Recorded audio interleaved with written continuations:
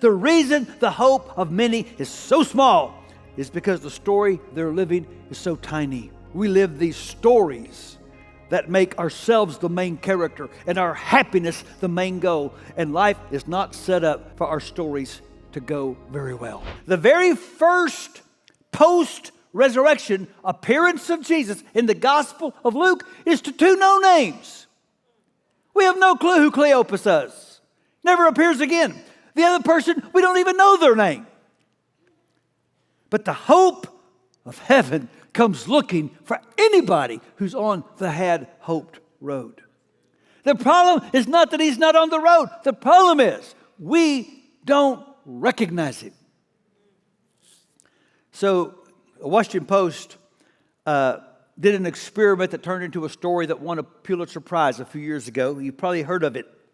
It involved this man named Josh Bell. He's one of the greatest violinists in the world. He gets paid an enormous amount of money to play his instrument. And by the way, that violinist, Stradivarius, is worth a fortune. He's in a D.C. subway. He's playing some of the most brilliant and difficult music ever composed. And people are going by. For 15 minutes, over 1,000 people walked by him and no one stopped. He had his case open. 27 people threw some coins in. Turned out to be $32. They did not recognize greatness in their midst. They were too busy just going on to the next thing to realize what was right beside them. If you asked most of them, they would probably say, I didn't even see a violin player in the subway. And if you don't recognize hope, you'll never realize hope. So what does Jesus do to make us aware that he is around? Let's read and find out. Then Jesus said to them, you foolish people, you find it so hard to believe all that the prophets wrote in the scriptures. Wasn't it clearly predicted that the Messiah would have to suffer all these things before entering his glory? And then Jesus took them through the writings of Moses and all the prophets, explaining from all the scriptures the things concerning himself. And by this time they were nearing Emmaus and the end of their journey. Jesus acted as if he was going on, but they begged him, stay the night with us since it's getting late. So he went home with them and they sat down to eat. He took the bread, he blessed it, he broke it, he gave it to them. Suddenly, their eyes were opened and they recognized him. And at that moment, he disappeared. They said to each other, didn't our hearts burn within us as he talked with us on the road and explained the scriptures to us? And within the hour, now remember, it's nighttime. They can't help themselves. They've got to go back. They're now ambassadors of hope. Within the hour, they're back on the way to Jerusalem.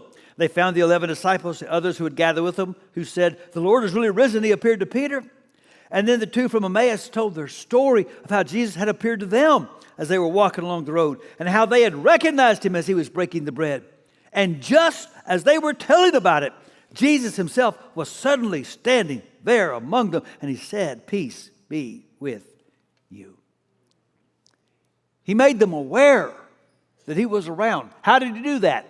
Same way he does today. First, he opened their hearts to the scriptures. Isn't it interesting? He didn't perform a miracle. He proclaimed a message.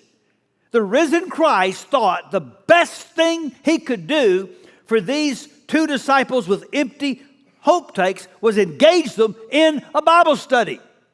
Let that sink in. And so he took them through what we call the Old Testament. It says the writings of Moses and all the prophets, examining and explaining from all the scriptures. Would you not have liked to have been a part of that Bible study? No doubt Jesus helped them see that God is totally in control. He took them to the predictions of the prophets and helped them see that everything that happened, God had already said was going to happen.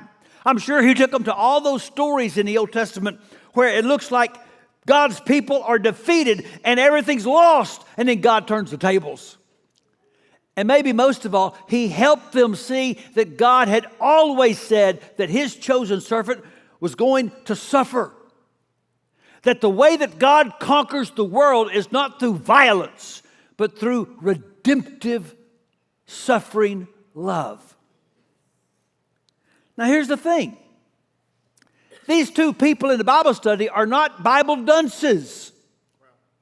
They probably had memorized most of the Old Testament.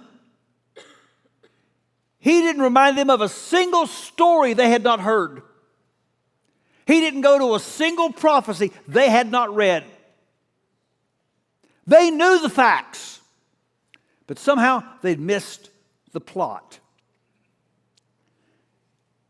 Because like many of us, they read the Bible for validation of their own agendas and dreams. We do this.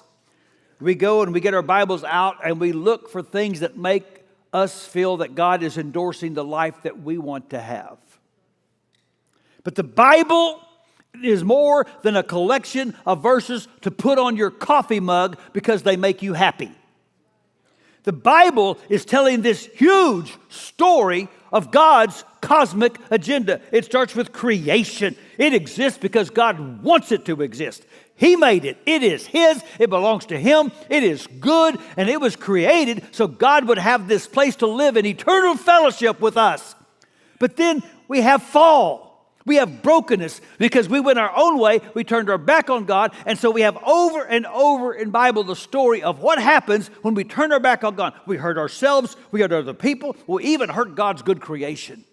And then we have redemption. God steps in and makes a move in the person of His own Son to win His creation and His people back to Himself. How? Again, through suffering, through redemptive sacrificial love. And it closes with the promise of renewal. That new creation is on the way. There's going to be a new heavens and a new earth. This is the story that we tell. This is the story we're invited to live into. This is one reason why we participate in Renew.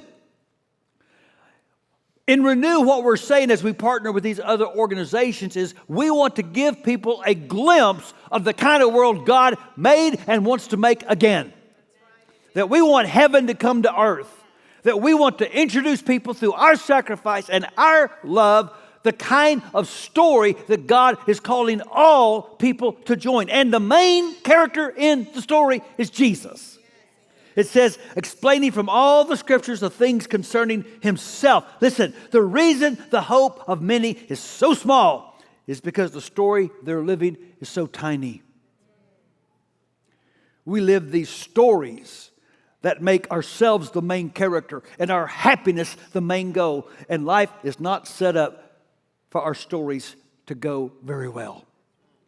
Like these two people on the road. What was their story? Make Israel great again.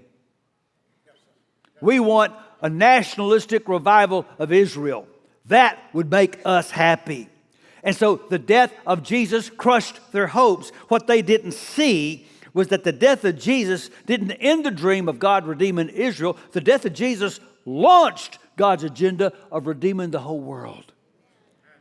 There was so much bigger story going on. And Jesus made that story come alive. And when the story came alive, their hearts became ablaze. Their hearts became on fire. And when your heart's on fire and ablaze, you're better able to see that Jesus is around. And so he opened up their hearts to the Scriptures so that He could then open up their eyes to His presence. People without hope don't need a pep talk. I've learned that. Telling people without hope that the glass is half full, they just need to cheer up because the sun will come out tomorrow, it doesn't do much good. When you have no hope, you don't need someone to tell you the sun will come out tomorrow. You need someone to tell you the Son of God is with you today. And so He took bread and He blessed it and He broke it and He gave it to them. And it says, their eyes were opened and they recognized Him. Now, again, the Bible is telling a big story. So what Luke wants you to do, when you see that phrase, their eyes were opened, you say, where have I heard that before? You go back to the very start of the story. And the very first couple on the very first road. And they're told a different story. They're told a story that would exalt themselves. And they listen to that story and they disobey God and they eat the fruit. And what does it say? Their eyes were opened.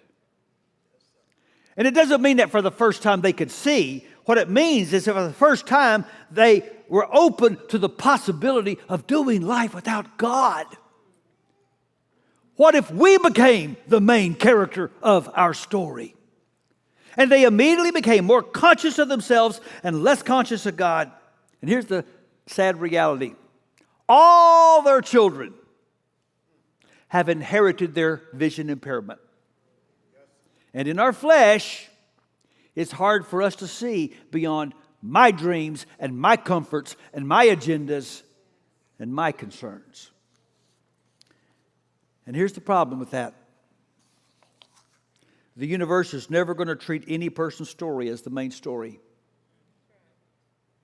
You can go ahead and get mad at God, get mad at other people because you don't have the life you wanted, but the universe is never going to make your story the main story. That is a prescription for hopelessness. It does not set you up to face the worst day of your life. Here's how Paul put it simply. You lived in this world without God and consequently without hope. When you make yourself the main character of the story, you're asking for a life with an empty hope tank. But there comes those moments when you become aware that you're not the main character. You know what I'm talking about? Those break the bread moments where suddenly you become overwhelmed with a sense of the presence of God. You may have been in a cemetery of all places, or maybe you were in a hospital room, or maybe you were in a room where your first child was born, or you're taking a walk in God's nature, or you're in the middle of worship, and you just suddenly become overwhelmed with the sense God is with me right now. That's what Jesus did for them.